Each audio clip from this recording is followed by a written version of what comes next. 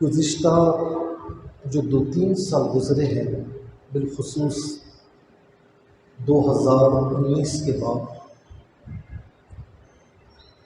بچپن سے لے کر اس عمر تک ایسے حالات کہیں نظر نہیں آئے۔ جس طریقے سے ماہ رمضان گزرا، خاص طور پر 2020 کا، کہ مساجد بالکل ویران نظر آئے۔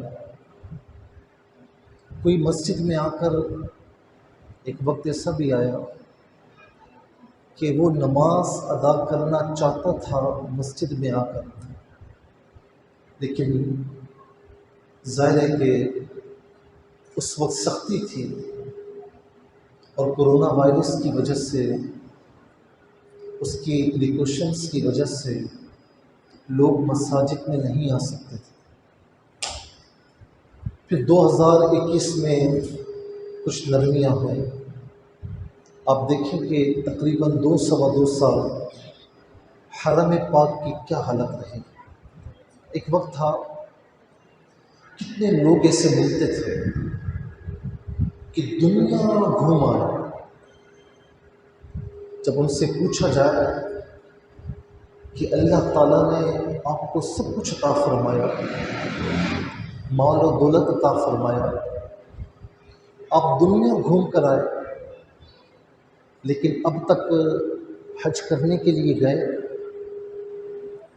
تو جواب ملتا تھا کہ حج پر جانے کو موقع نہیں ملا۔ پھر ایک وقت چشم فلک نے وہ بھی دیکھا کہ وہ حج کرنے کے لیے روتے تھے کہ ہمیں عمرہ کرنے جانا ہے، ہمیں حج کرنے کے لیے جانا ہے، لیکن وہ جا نہیں سکتے تھے۔ آپ کیا سمجھتے ہیں کہ یہ کوئی اچانک ایک غیر متوقع چیز ہو گئی؟ کیا سمجھتے ہیں کہ یہ چلتے پھرتے یہ معاملات ہو گئے؟ مجھے کتنے لوگ ایسے ملتے تھے اس وقت کہ جس وقت بیسمنٹ میں جمعۃ المبارک ہوتا تھا اور تقریباً 35 سے 50 نمازی جو چھپ چھپ کر آتے تھے اور باہر ہجوم لگا ہوا ہوتا تھا، کیونکہ میری مسجد بڑی ہے کافی، وہاں ہزاروں کا مجمع ہوتا ہے، تو لوگ مجھے فون کرتے روتے تھے کہ ہمیں مسجد میں آنا ہے، لیکن آ نہیں سکتے تھے۔ تو کیا ہم یہ سمجھتے ہیں کہ یہ اچانک چلتے پھرتے یہ ہو گیا؟ حرم پاک کا بند ہو جانا، اس سے بڑی تو کوئی بات نہیں ہے۔ اس وقت جو لوگ روتے تھے کہ ہمیں مسجد میں آنا ہے، پھر میں نے یہ بھی دیکھا کہ جب مساجد کھل گئی، وہ لوگ دوبارہ دنیاوی کاموں میں مشغول ہو گئے۔ میں سمجھتا ہوں کہ یہ دورانیہ جو کرونا وائرس کا تھا، یہ ہماری جانب سے، بلکہ اللہ تعالیٰ کی جانب سے ہمارے لیے ایک تنبیہ تھی کہ لوٹ آؤ قبل اس کے کہ وقت ختم ہو جائے۔ ایسا نہ ہو کہ تم اگر چاہو تو بھی عبادت نہ کر سکو۔ یہ اللہ رب العالمین نے کچھ عرصے کے لیے ایک منظر ہمیں دکھایا۔ اس سے پہلے بھی چاہے زلزلہ ہو، چاہے دنیا میں سونامی کا آنا ہو، مختلف مواقع پر رب تعالی ہمیں تنبیہ فرماتا ہے کہ لوٹ آؤ۔ اور دنیا میں مجرموں کے لیے بڑی سختی ہوتی ہے۔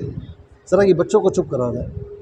دنیا میں مجرموں کے لیے بڑی سختیاں ہوتی ہیں۔ پولیس کہیں دیکھ لے، ادارے کہیں دیکھ لے، دھر لیا جاتا ہے، پرواہ نہیں کی جاتی کہ اس کی عزت ہے یا نہیں ہے۔ لیکن رب تعالیٰ کتنا رحیم ہے، کتنا کریم ہے، کتنے پیار بھرے انداز میں فرما رہا ہے کہ یا ایھا الانسان ما غرک بربک الکریم، انسان تجھے اپنے کریم رب سے دور کرنے میں کس نے غرور میں مبتلا کر دیا ہے؟ تو کس غرور میں ہے، تو کس دھوکے میں ہے کہ آج دنیا کی رنگینیوں میں مشغول ہو کر تو اپنے رب تعالیٰ کو یکسر نظر انداز کر رہا ہے، تو اس کے فرامین کو بھول رہا ہے، اپنی خواہشات کے پیچھے چل کر تو سارے احکامات، سارے فرامین سے اعراض کرنے کی کوشش کر رہا ہے۔ تجھے کیا ہو گیا؟ الذی خلقک فسواک فعدلک، وہ کریم رب کی جس نے تجھے پیدا فرمایا ہے، کیا تجھ سے دنیا میں کوئی بھی محبت کرتا ہوگا، لیکن جس نے تجھے پیدا فرمایا ہے کیا اس سے بڑھ کر تجھ سے کوئی اور زیادہ محبت کر سکتا ہے؟ ماں کتنی محبت کرتی ہے، لیکن نبی رحمت صلی اللہ تعالی علیہ وسلم فرماتے ہیں، ایک واقعہ درپیش ہوا، میں اس کی تفصیل میں نہیں جا رہا، لیکن نکتے کی بات یہ ہے کہ آقا علیہ الصلوۃ والسلام نے فرمایا کہ یہ پرندہ اپنے بچے سے کتنی محبت کر رہا ہے، یہ پرندہ اس بچے کی ماں ہے، اور ماں کس طریقے سے اپنے بچے کی گرد گھوم رہی ہے۔ فرمایا سنو، تمہارا رب تمہاری ماں سے 70 گنا زیادہ تم سے محبت فرماتا ہے۔ جن کی محبتیں کم ہیں ان کی محبتوں میں ہم گم ہو جاتے ہیں، جو سب سے زیادہ اہل ہے کہ اس سے محبت کی جائے، اس سے محبت کرنے کو ہم تیار نہیں ہیں۔ یاد رکھیں کہ آج ہمارے پاس ساری نعمتیں ہیں، ہم چل بھی سکتے ہیں، ہم اپنے ہاتھوں سے پکڑ بھی سکتے ہیں، ہم بھاگ بھی سکتے ہیں، آج ہمارا اختیار ہے۔ فرمایا جا رہا ہے نا، آجا آجا لوٹ کر آجا، بغیر لوٹے تو کبھی خوش نہیں رہ پائے گا۔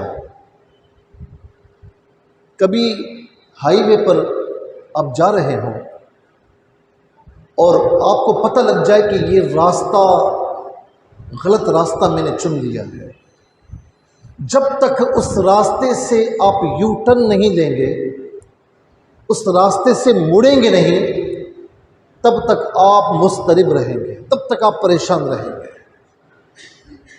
جس راستے پر ہم چل رہے ہیں، اللہ تعالیٰ اور اس کے رسول کی نافرمانی لیے گزر رہے ہیں، یہ راستہ وہ راستہ نہیں جو جنت کا راستہ ہے، یہ راستہ اللہ تعالیٰ کی نافرمانی کا راستہ ہے۔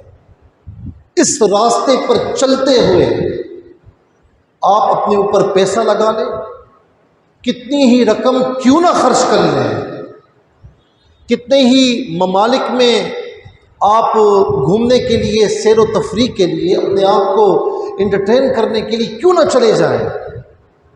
میں نے ایسے لوگوں کو دیکھا ہے، دنیا بھر کا پیسہ اپنے اوپر لگاتے ہیں، لیکن مضطرب رہتے ہیں، پریشان رہتے ہیں۔ کیوں؟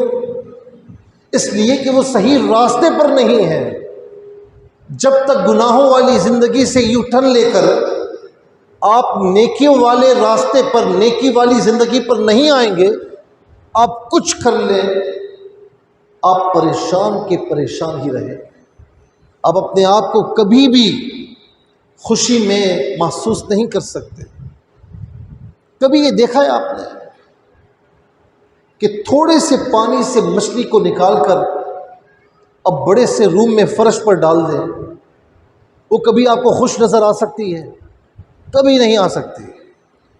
جب تک اسے تھوڑے سے پانی ہی میں کیوں نہ ڈالا جائے، وہ تڑپتی رہے گی، مچلتی رہے گی، زیادہ دیر کر دی تو مر جائے گی، کیونکہ مچھلی کی اصل پانی ہے، وہ پانی میں رہ کر اپنے آپ کو جو ہے وہ خوش کرتی ہے۔ تو اس انسان کی خوشی نیکیوں میں ہے، اس انسان کی خوشی اللہ تعالیٰ کی اور اس کے رسول علیہ السلام کی فرما برداریوں میں ہے۔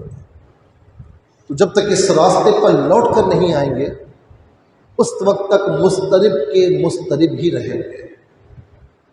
میں نے آپ سے ذکر کیا نا ان 2 سالوں کا، ہماری حالت یہ تھی اس وقت کہ روتے تھے، تڑپتے تھے۔ کوئی کہتا تھا مدینے جانا ہے، مدینہ شریف جانا ہے، کوئی کہتا تھا مکہ مکرمہ جانا ہے۔ مباشر پر دیکھ دیکھ کر بڑا ایک عجیب قلق محسوس ہوتا تھا کہ ایسا وقت بھی گزرا کہ ایک بندہ بھی نظر نہیں آتا تھا۔ مساجد میں جانے کے لیے تڑپ ہے، لیکن حال یہ تھا کہ رات کو 10 بجے اذانیں دے رہے تھے۔ دیکھیے مجھے یہاں کے امام صاحب بتا دیں کہ اس وقت فجر میں پبلک کتنی ہوتی تھی۔ فجر میں جب باہر نکلتے تھے تو کہیں کہیں گھروں میں روشنی نظر آتی تھی۔ فجر میں وہی الٹی تان کے سو رہے ہیں، فجر کی کوئی خبر نہیں ہے، نمازوں کی کوئی خبر نہیں ہے۔ یاد رکھیں کہ خود بخود کوئی تبدیلی رونما نہیں ہوتی، جب تک اپنے آپ کو تبدیل نہیں کریں گے اس وقت تبدیلی آ نہیں سکتی۔ قرآن کریم نے بھی یہ فرمایا کہ ان اللہ لا یغیر ما بقوم حتی یغیروا ما بانفسہم، بے شک اللہ رب العالمین اس قوم کی حالت تبدیل نہیں فرماتا جب تک وہ اپنی حالت خود تبدیل نہیں کرتے۔ وَإِذَا أَرَادَ اللَّهُ بِقَوْمٍ سُوءًا فَلَا مَرَدَّ لَهُ، جب اللہ تبارک و تعالیٰ کسی کے ساتھ برائی کا ارادہ فرما لے، لوٹ آؤ کہ اس سے پہلے اس چیز سے پہلے لوٹ آئے کہ جب توبہ کے دروازے ہم پر بند ہو جائیں، اس سے پہلے لوٹ کر آ جائے۔ جب اللہ رب العالمین کسی کے ساتھ برائی کا ارادہ فرما لے تو کوئی اس کو ہٹانے والا نہیں، کسی کی طاقت نہیں، کسی کا اختیار نہیں کہ وہ اسے روک سکے۔